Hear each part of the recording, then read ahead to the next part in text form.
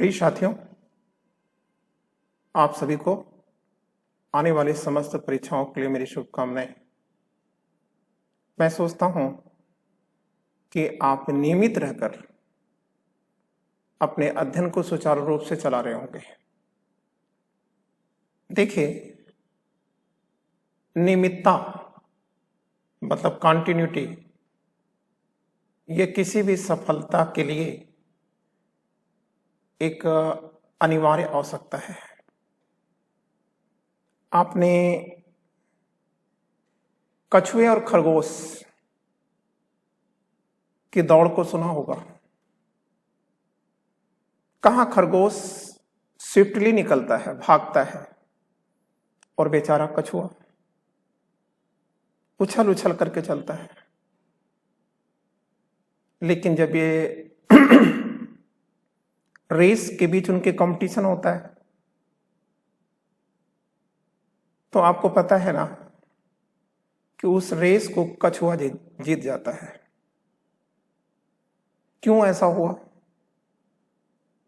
तो आप याद रखिएगा कि क्योंकि खरगोश जब तेज गति से जा रहा था तो वो सोचता था कि ये चलो यार, अब तो विश्राम कर लेते हैं, अभी तो कछुआ बहुत पीछे है ना। तो उसकी कॉन्टिन्यूटी टूटती गई है। क्लियर? लेकिन कछुआ कच्छप गति से, मतलब धीमी गति से लगातार चलता रहा और बाजी जीत गया। इसलिए आप याद रखिएगा, सफलता धैर्य और धारणा का दूसरा नाम है। अगर आप में धैर्य नहीं है, आप धीमी और सुविचारित अध्ययन नहीं करते हैं, तो आपके अंदर धारणा कभी नहीं बनती है। और जिसके अंदर धारणा नहीं है, धारणा मतलब कॉन्सेप्ट नहीं है, वो मौलिक नहीं हो सकता। और जो मौलिक नहीं है, उसके लिए प्रतियोगिता में सफलता मील का एक पत्थर बन जाती है, वो कभी हो नहीं पाता। इसलिए धैर्य रखिए, धीरे चलिए, धारणा बनती है। क्लियर ना? तो आइए हम लोग अब अगला टॉपिक शुरू करते हैं। पहला क्वेश्चन हम देखते हैं कि पहला क्वेश्चन क्या है। पहला क्वेश्चन इजी क्वेश्चन है। बंगाल विभाजन के समय ही होने वाली कौन सी घटना थी जिसने अंग्रेजों के विरुद्ध भारतीयों को जागृत किया? बोअर युद्ध, ये तो बहुत बात की है, बहुत पहले की है, ये तो कोई मतलब ही नहीं है। इटली पर इथोपिया की विजय, ये भी बहुत पहले की है, 1883-84 का दौर है ये। लेकिन रूस पर जापान की विजय ये 1905 की है। ठीक है, अक्टूबर क्रांति भी बहुत बात की है। ठीक है, तो ऐसी स्थितियों में अगर आपको बोअर युद्ध आप नहीं भी जानते हैं, ठीक है, तो भी आप अगर डेट जानते हैं तो भी आपका यह क्वेश्चन हो जाता, क्योंकि क्वेश्चन में ही इसका आंसर छिपा हुआ है। कह रहा है बंगाल विभाजन के समय ही होने वाली, मतलब 1905 में होने वाली। तो 1905 में होने वाली कौन सी घटना है? तो आप कहोगे कि सर ये रूस पर जापान की विजय। ठीक है, लेकिन अब यहां प्रश्न आता है कि इसने भारतीयों को कैसे जागृत कर दिया? बात तो ये है ना कि भारतीय से कैसे जागृत हो गए भाई। तो आप कहोगे कि सर देखो, जापान क्या है? तो आप कहोगे कि सर जापान तो एक बहुत छोटा सा देश है, बहुत छोटा देश है जापान। और रूस क्या है? आज भी आप देख रहे हैं, ठीक है, कि विश्व का सबसे बड़ा क्षेत्रफल का देश है। तो एक छोटे से जापान ने, इतने बड़े से जापान ने, इतनी विशालकाय रूस को जब पराजित कर दिया, तो भारतीयों को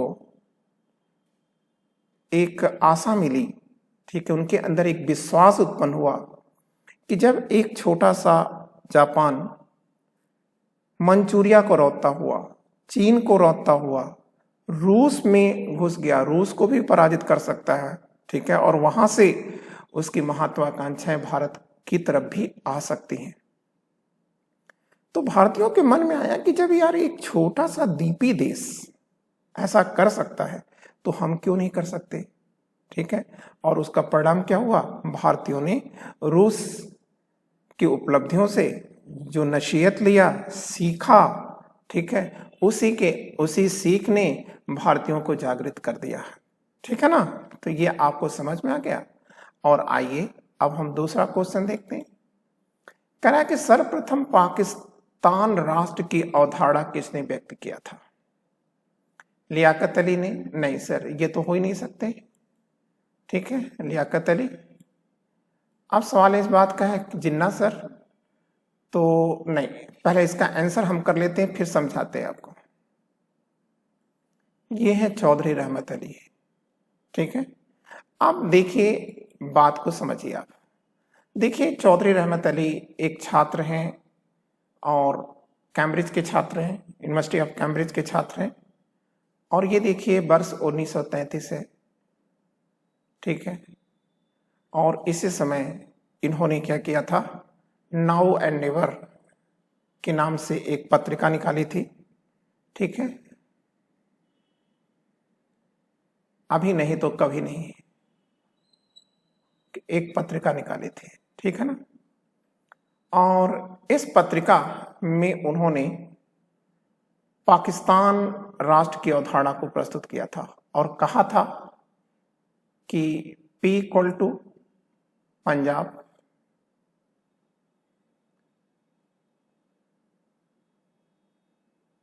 A equal to Afghanistan, K equal to Kashmir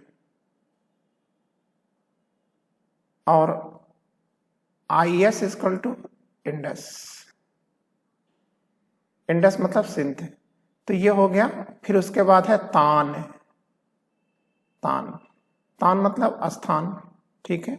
तो पंजाब, ठीक है, अफगानिस्तान, कश्मीर और सिंध को मिला करके इन्होंने पाकिस्तान की अवधारणा को दुनिया के सामने रखा था, ठीक है। लेकिन आप एक चीज और जान लीजिएगा कि जो सेकंड राउंड टेबल कॉन्फ्रेंस हो रहा था लंदन में, गोलमेज सम्मेलन हो रहा था दूसरा, तो उस समय चौधरी रहमत अली ने, ठीक है, सदस्यों के बीच में जो लोग उस सम्मेलन में भाग लेने जा रहे थे उसमें भी उन्होंने एक पर्चे को, ठीक है, वितरित करवाया था। उस पर्चे का नाम भी उन्होंने नाउ एंड नेवर रखा था, ठीक है ना, क्लियर हो गया। तो लेकिन तब मोहम्मद अली जिन्ना ने इसे हंस करके टाल दिया था और ये कहा था कि यह एक बच्चे का मजाक है। लेकिन वही मोहम्मद अली जिन्ना 1940 में लाहौर में पाकिस्तान की मांग कर गए थे, क्लियर। लेकिन अगर आपसे कहीं पूछ लिया जाता है कि चौधरी रहमत अली की पाकिस्तान के निर्माण की प्रेरणा किसने दिया था, तो आप कहेंगे सर मोहम्मद इकबाल ने दिया था, क्लियर। क्योंकि इकबाल सर ने ही 1923 में इलाहाबाद से टू नेशन थ्योरी को जन्म दिया था, ठीक है। वैसे उस टू नेशन थ्योरी में कहीं पाकिस्तान की मांग नहीं की गई थी, वह एक कॉन्फेडरेशन की बात थी, एक परिसंघ की बात थी, ठीक है। लेकिन चौधरी रहमत अली जैसे लोगों के लिए, ठीक है, यह क्या हुआ, एक प्रेरणापुंज बन गया, क्लियर हो गया। तो आपने अच्छी तरह से समझ लिया कि पाकिस्तान के राष्ट्र की अवधारणा किसने व्यक्त किया था, तो चौधरी रहमत अली ने किया था, ठीक है। इसकी मांग किसने किया, तो सरकार से इसकी मांग किसने किया, तो 1940 में मोहम्मद अली जिन्ना ने किया था। पाकिस्तान का प्रारूप किसने बनाया था, आप कहोगे सिकंदर हयात ने बनाया था, ठीक है। और उसको मुस्लिम लीग के पॉलिटिकल मंच पर किसने रखा था, तो आप कहोगे सर मजरूल हक ने रखा था, ठीक है। और अगर आपसे ये भी पूछ लिया जाता है, ठीक है, कि उसको समर्थन किसने दिया था, तो आप कहेंगे लखनऊ के पूंजीपति खली कुजमा ने दिया था। किसने, खली कुजमा ने। बाद में वो पाकिस्तान चले गए थे। और अब थर्ड, 1857 का स्वतंत्रता संग्राम नामक पुस्तक किसने लिखी थी, यह क्वेश्चन हमने रिपीट किया है। तो आप जानते हैं कि 1857 के स्वतंत्रता संग्राम नामक पुस्तक को लिखा किसने था? आप कहेंगे विनायक दामोदर सावरकर ने। ठीक है, अब इन्होंने कहां से लिखा था? तो आप कहेंगे इंडिया हाउस से लिखा था, इंडिया हाउस से लिखा था। कब लिखा था? 1908 में लिखा था। इंडिया हाउस कहाँ है? आप कहेंगे लंदन में है। ठीक है, क्या है ये? आप कहेंगे एक हॉस्टल है या छात्रावास है। ठीक है, इसका संस्थापक कौन है? तो आप कहोगे कि सर यस के वर्मा, श्यामजी कृष्ण वर्मा है। ठीक है ना, क्लियर। और यही 1908 में, ठीक है, क्रांति दिवस मनाया जा रहा था और उस क्रांति दिवस के समय पर ही बीडी सावरकर सर ने, ठीक है, अपनी इस किताब का विमोचन किया था। ठीक है ना। और अब हम लोग अगला देखते हैं, फोर्थ। तो देखिए फोर्थ क्वेश्चन कह रहा है कि प्रिंस ऑफ वेल्स भारत कब आए थे? तो आप याद रखिएगा, prince of Wales George fifth और क्वीन मैरी के संतान हैं। ठीक है, ब्रिटेन के महाराजा और महारानी।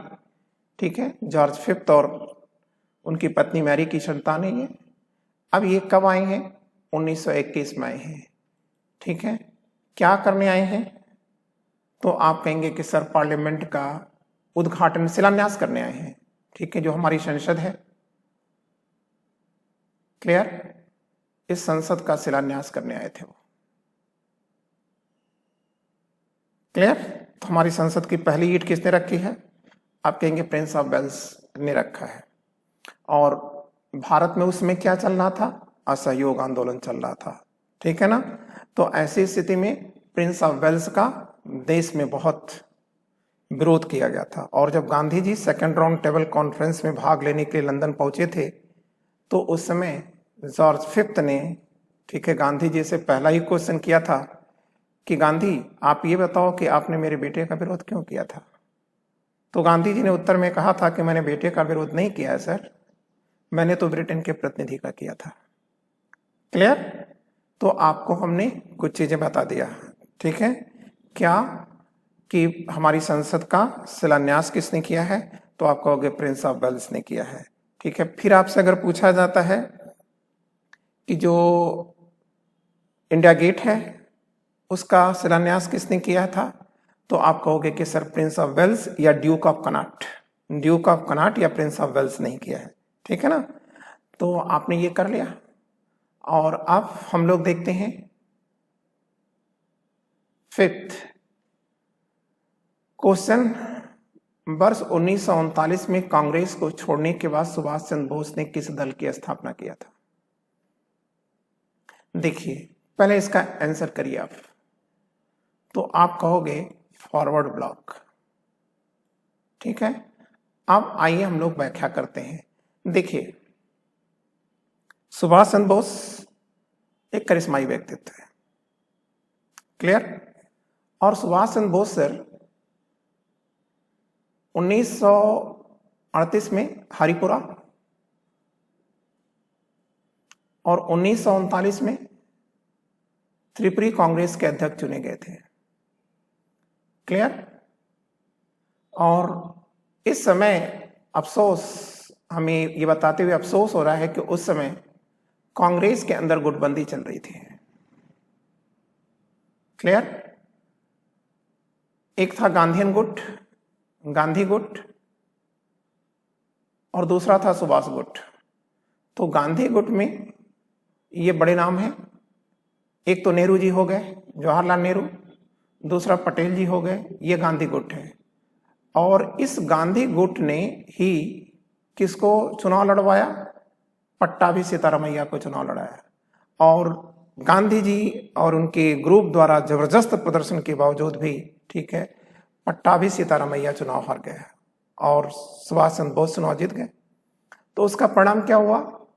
ठीक है, आप कहेंगे कि सर नेहरू जी ने और पटेल ने ये इस्तीफा दे दिया था। ठीक है, गांधी जी ने भी, ठीक है, असंतोष जाहिर किया था और कहा भी था कि कांग्रेस तो नकली समाजवादियों का गढ़ बनता चला जा रहा है। तो ऐसी स्थिति में सुभाष चंद्र बोस ने देखा कि भाई इस स्थिति में कार्य करना संभव नहीं है। ठीक है, तो उन्होंने किया क्या? अपने पद से इस्तीफा दे दिया। और पद से इस्तीफा देने के बाद जो संस्था बनाई, उस संस्था का नाम है all India forward block. All India forward block की स्थापना किया। ये लिख लीजिएगा, फॉरवर्ड है ये, फॉरवर्ड ब्लॉक की स्थापना किया। ठीक है, कब किया था? 3 मई को किया था, 1939 को किया था। ठीक है ना, क्लियर ना? तो आपका ये मैटर हमने बखूबी कर दिया। आजाद हिंद फौज पढ़ने का भी कोई मतलब नहीं है, रिवोल्यूशनरी फ्रंट भी आगे आना है। ठीक है, तो ऐसी स्थितियों में अब हम लोग आगे चल रहे हैं। 6 क्वेश्चन कह रहा है, प्रथम विश्व युद्ध के दौरान सक्रिय होने वाले गदर क्रांतिकारियों का आधार स्थल था। ठीक है, 4 विकल्प दिए गए हैं, मध्य अमेरिका, उत्तरी अमेरिका, पश्चिमी अमेरिका, दक्षिणी अमेरिका। तो देखो, पहले आंसर करो आप।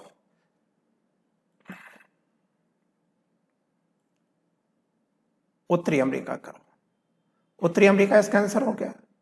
अब आओ हम आपको समझाते हैं।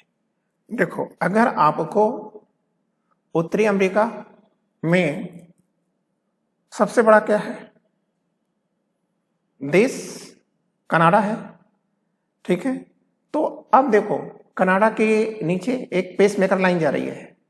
ठीक है, पेसमेकर लाइन जा रही है। जैसे ये जो हिस्सा है, इसके ऊपर का ये जो हिस्सा है, ये कनाडा का है, और ये जो हिस्सा आप देख रहे हैं नीचे का, ये जो हिस्सा, ठीक है, ये हिस्सा क्या चल रहा है? आप कहेंगे सर यही यूएसए है। ठीक है, अब ये यूएसए का ये जो हिस्सा है, ये जो पार्ट चल रहा है, ये पार्ट क्या है? कैलिफोर्निया है। कैलिफोर्निया है। कौन सा तट है ये? आप कहेंगे सर ये पश्चिमी तट है, ये पूर्वी तट है। अटलांटिक सी इधर है, इधर अटलांटिक सी हो गया, और इधर क्या हुआ? पैसिफिक सी हो गया। ठीक है ना, क्लियर? प्रशांत सागर हो गया। तो ये है कैलिफोर्निया स्टेट, मतलब इनका एक प्रांत है। ठीक है, अब इसी कैलिफोर्निया में, ठीक है, ये जो स्थान है, ये है सैन फ्रांसिस्को। ठीक है ना, सैन फ्रांसिस्को। अब इसी सैन फ्रांसिस्को में, ठीक है, क्या है? एक और स्थान है, और वह कौन सा स्थान है? आप कहोगे कि सर वो स्थान है एस्टोरिया।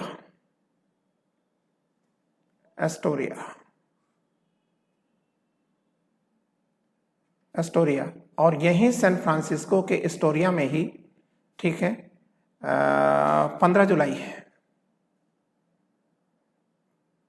15 जुलाई 1913 को। देखिए, आपके कुछ किताबों में इसे 14 लिखा गया हो, जो नितांत भ्रामक है। ठीक है ना, तो 15 जुलाई 1913 को किसकी स्थापना की गई थी? गदर पार्टी की स्थापना की गई थी। तो गदर पार्टी का एग्जैक्टली नाम क्या है? Hindustan association of Pacific coast. क्या नाम है उसका? Hindustan association of Pacific coast. ठीक है, तो ये एक समाचार पत्र निकालता था। ठीक है, यह एसोसिएशन, और उसका नाम था गदर। ठीक है, और अब आप याद रखिएगा, इसके संस्थापक कौन है? सोहन सिंह भाखाना है, और उपाध्यक्ष कौन है इसका? आप कहोगे लाला हरदयाल है। ठीक है ना, क्लियर? संस्थापक सोहन सिंह भाखना लिख देते हैं। तो सोहन सिंह भाखना इसके अध्यक्ष हैं।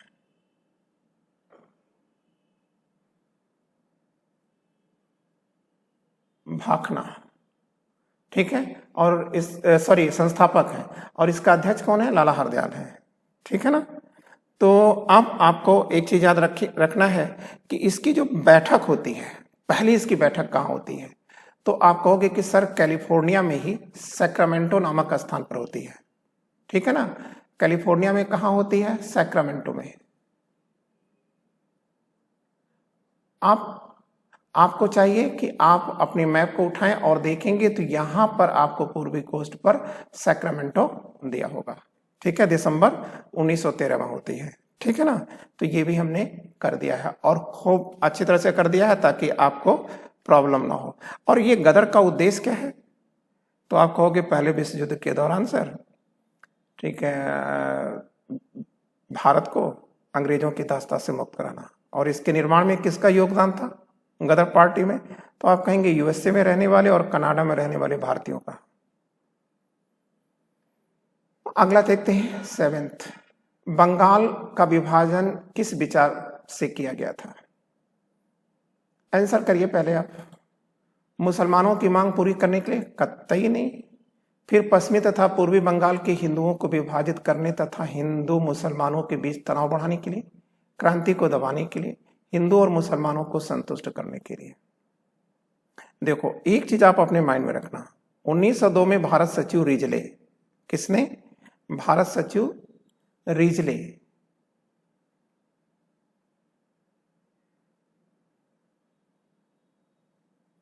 ने वायसराय कर्जन को लिखा था कि देखो एकीकृत बंगाल एक शक्ति है और विभाजित बंगाल हमारी आवश्यकता।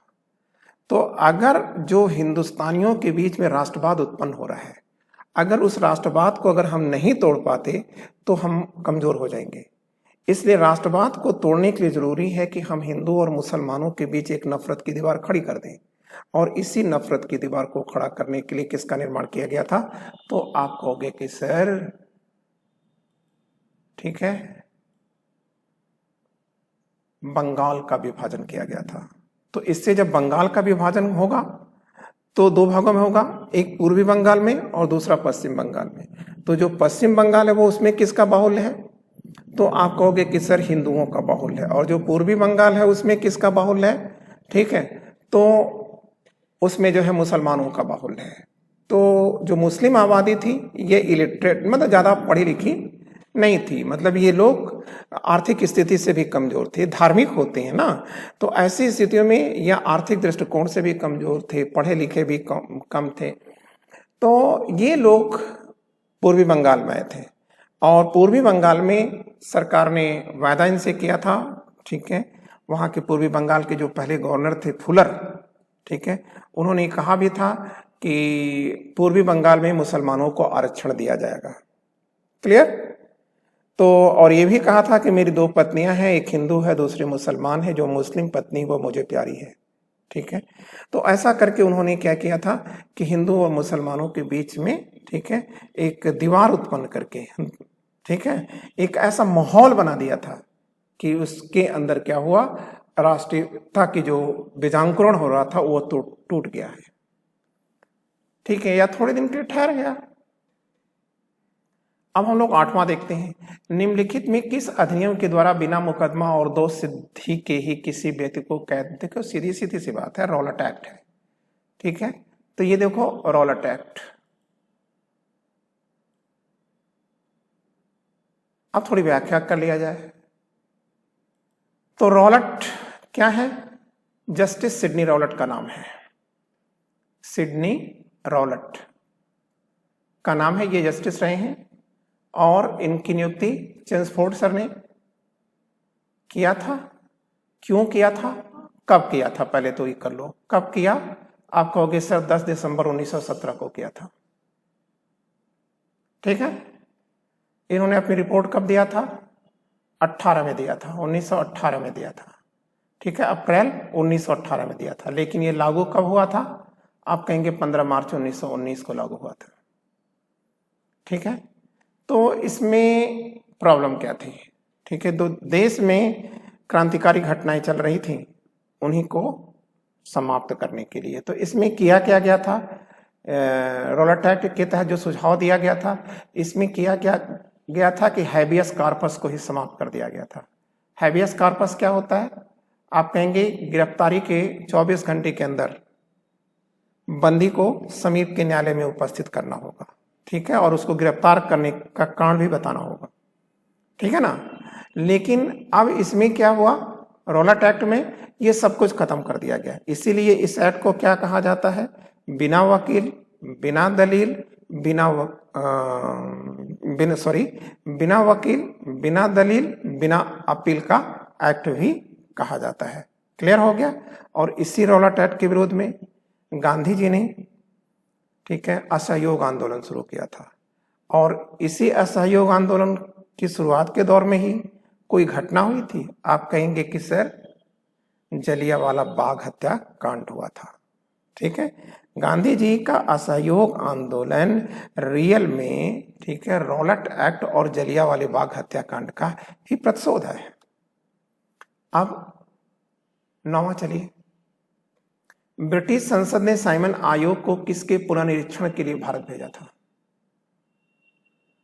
तो आप कहेंगे संवैधानिक गतिरोध की जांच के लिए। तो आप कहोगे कि संवैधानिक गतिरोध तो यहां है नहीं। ठीक है, तो ये देखो सी दिया हुआ है। ठीक है, डायरची की जांच करने के लिए, ये डुअल सिस्टम चल रहा था उसकी जांच के लिए भेजा था।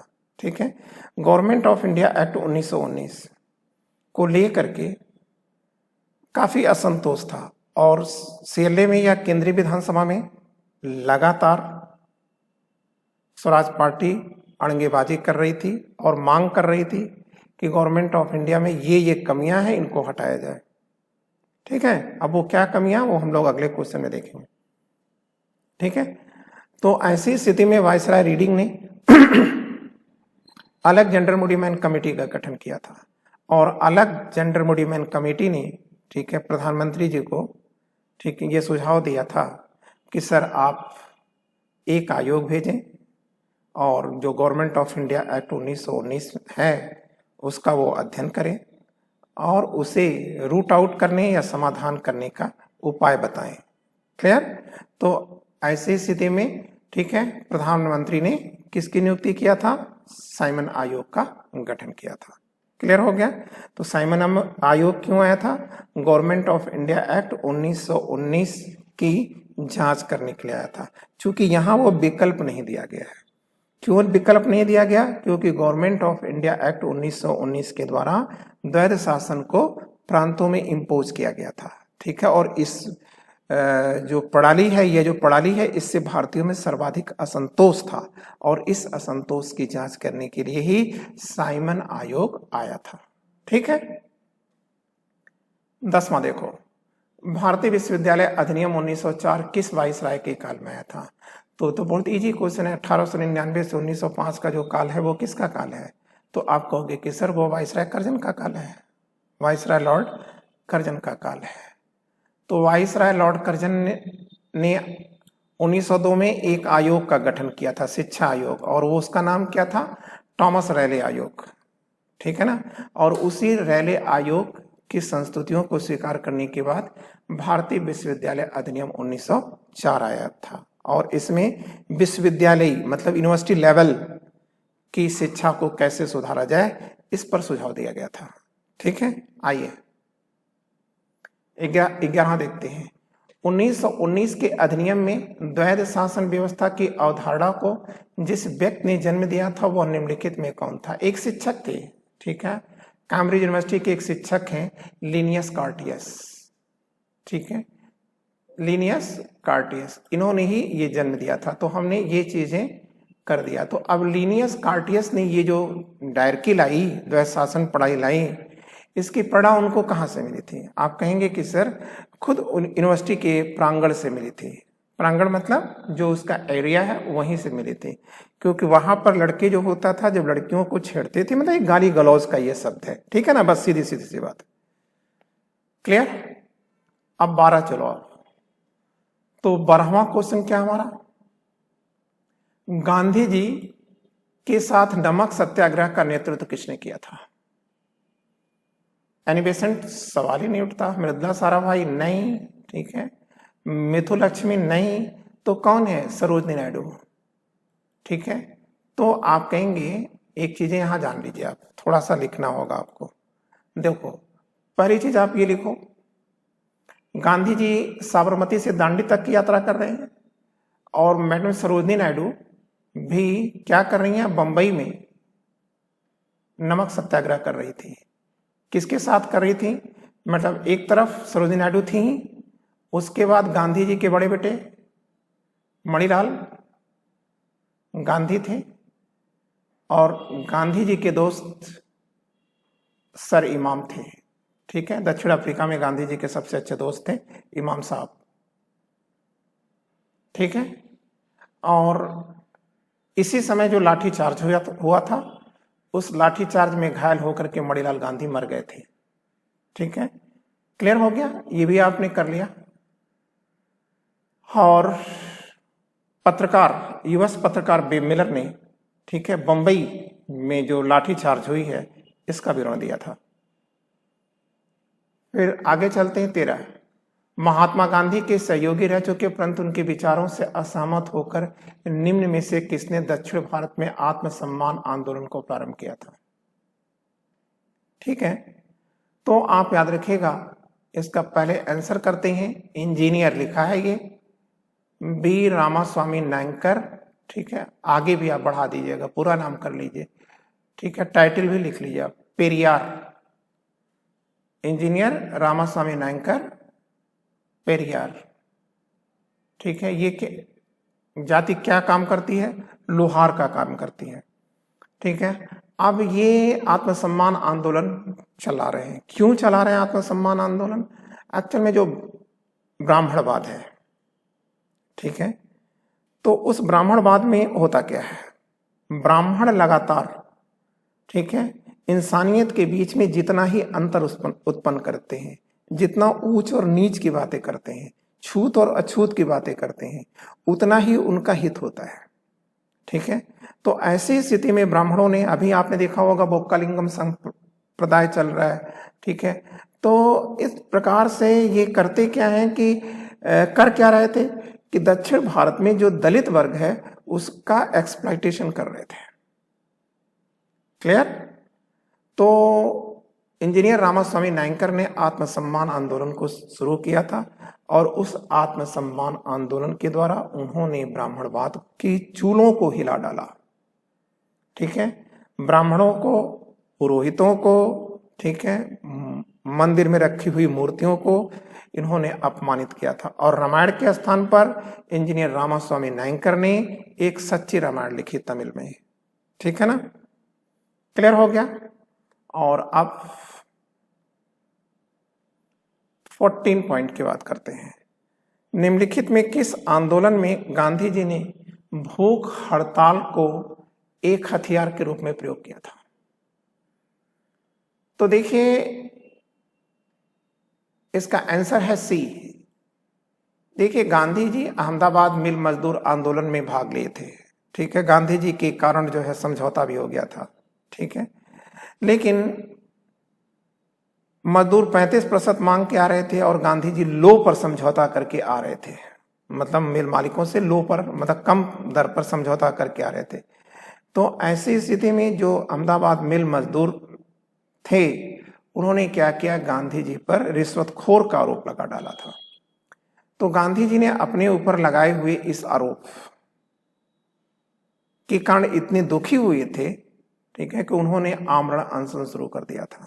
ठीक है ना, क्लियर? तो ये है इसका आंसर सी। अब हम लोग 15 देखते हैं। 15 में अगर हम देखें तो कह रहा है कि 1937 में चुनाव के बाद कांग्रेस के मंत्रियों ने त्याग पत्र दे दिया। क्यों? तो कह रहा है कि ब्रिटिश सरकार ने भारत को दूसरे विश्व युद्ध में बिना भारतीयों से परामर्श किए हुए भारतीयों को ब्रिटेन का पक्षधर बना दिया। ठीक है ना, तो यही इसका आंसर है, ये वाला। क्लियर? और आप अगला पॉइंट चलते हैं 16। से राजा गोपालाचारी फार्मूले में निम्न में से कौन से प्रावधान सम्मिलित थे?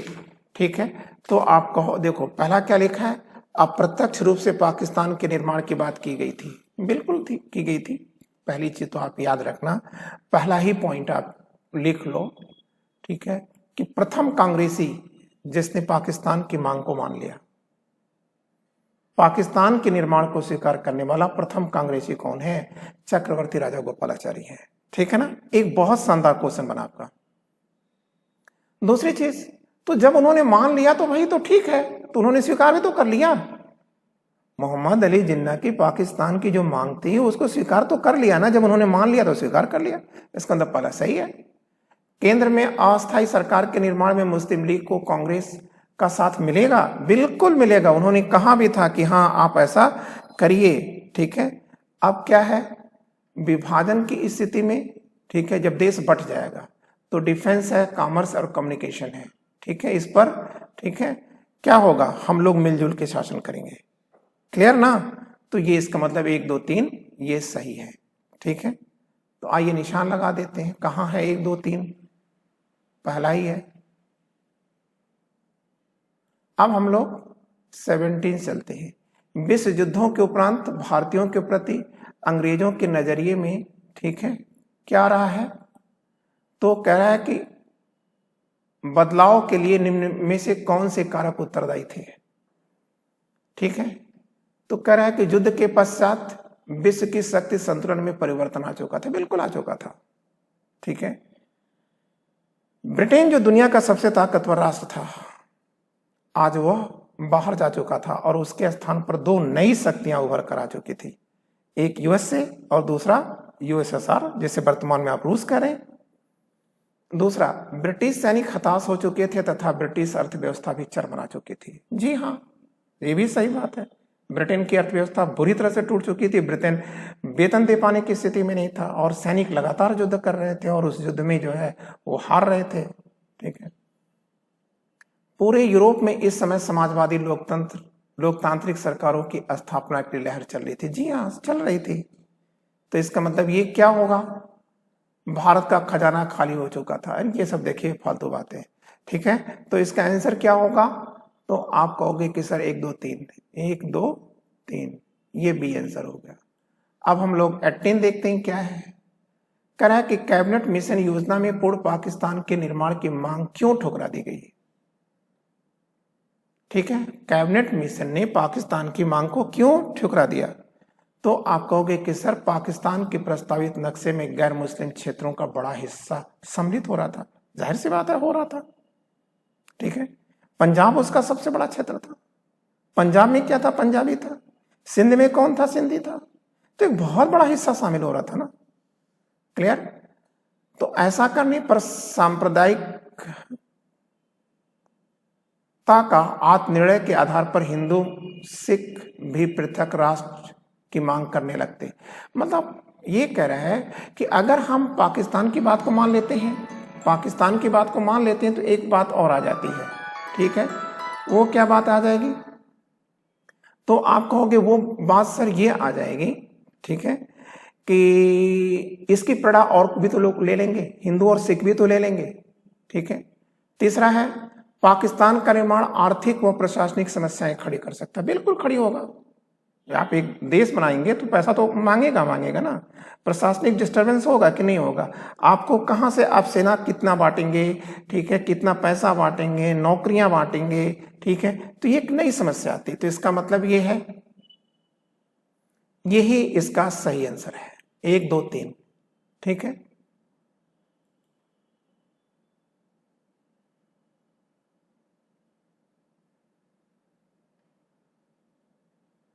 एक दो तीन नहीं है, आप इसे सही कर लीजिएगा। ठीक है, हम सही कर देते हैं। ये 4 3 करना है आपको। और अब अगला आ जाइए 19। गांधी जी द्वारा अपनाई गई तकनीक सत्याग्रह के संबंध में निम्नलिखित में कौन सी बात सही है? मतलब जो गांधी जी का सत्याग्रह है, ठीक है, उसमें क्या सही है ये पूछ रहा है। तो देखो, पहली बात कह रहा है कि सत्याग्रही सत्य की अवधारणा को सर्वोपरि रखता है। बिल्कुल रखता है। ठीक है, सत्य के साथ आग्रह ही सत्याग्रह है। ठीक है, तो रहेगा। ठीक है, फिर कह रहा है कि पापी से लड़ते समय सत्याग्रही हर प्रकार की तकलीफें सहने के लिए तैयार रहता है। जाहिर सी बात है। ठीक है, कि भाई अगर वो पापी है तो उससे लड़ना है तो आपको समस्या तो आएगी। तीसरी बात है कि सत्याग्रही को पापी के विरुद्ध संघर्ष करना चाहिए, किंतु उसे पापी से घृणा नहीं करनी चाहिए। बिल्कुल सही है भाई, पाप से घृणा करो, पापी से क्यों घृणा कर रहे हो? ठीक है ना। तो इसका मतलब ये भी 1 2 3 सही है।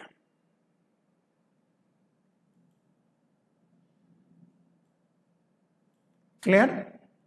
अब 20वां क्वेश्चन है, आखिरी क्वेश्चन है। ये देखिए, ये अधिवेशन दिए गए हैं और इस अधिवेशन में क्या क्या घटनाएं हुई हैं उसके सामने लिखा गया है। आपको इसका मिलान करना है। ठीक है।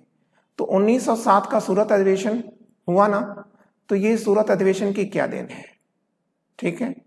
तो आप कहोगे कि सर कांग्रेस बढ़ जाती है, स्प्लिट ऑफ कांग्रेस कहा ही जाता है इस बैठक को। 1922 का गया अधिवेशन, तो आप कहोगे कि सर इसी में स्वराज पार्टी के गठन का निर्णय लिया गया था। मद्रास अधिवेशन जिसकी अध्यक्षता, ठीक है, M.A. अंसारी कर रहे थे, ठीक है, मुर्तजा अहमद अंसारी कर रहे थे, मद्रास में चल रही थी। इसी में पहली बार स्वतंत्रता का प्रस्ताव पारित हुआ था, तो एक हो गया। फिर लाहौर का 1929 का लाहौर अधिवेशन, आप कहेंगे कि सर सविनय अवज्ञा आंदोलन, ठीक है, प्रारंभ करने का निर्णय लिया जा चुका था, ठीक है। तो अब इसको हम लोग मिला लेते हैं। तो मिलने के लिए 1 का 2 देख लीजिए, कहीं 1 का 2 है, एक ही जगह है, तो इसका मतलब हमको शेष पढ़ना नहीं है, ठीक है, 1 का 2, ठीक है। तो ये पोर्शन आपका हमने कर दिया। अब मित्रों, आप ऐसे धीरे धीरे धीरे धीरे स्लोली आप बढ़ते जाएंगे, और आप देख रहे हैं कि एक क्वेश्चन को सॉल्व करने का मतलब है कि आप बहुत सारे क्वेश्चन कर रहे हैं, ठीक है, जो हमारे लिए बहुत लाभदायक होगा, ठीक है, क्योंकि अस्थायित्व बूंद बूंद से जो घड़ा भरता है उसमें ज्यादा होता है, ठीक है, क्लियर, क्योंकि उसे आदमी सजो सकता है। Thank you, wishing you all the luck, नमस्ते।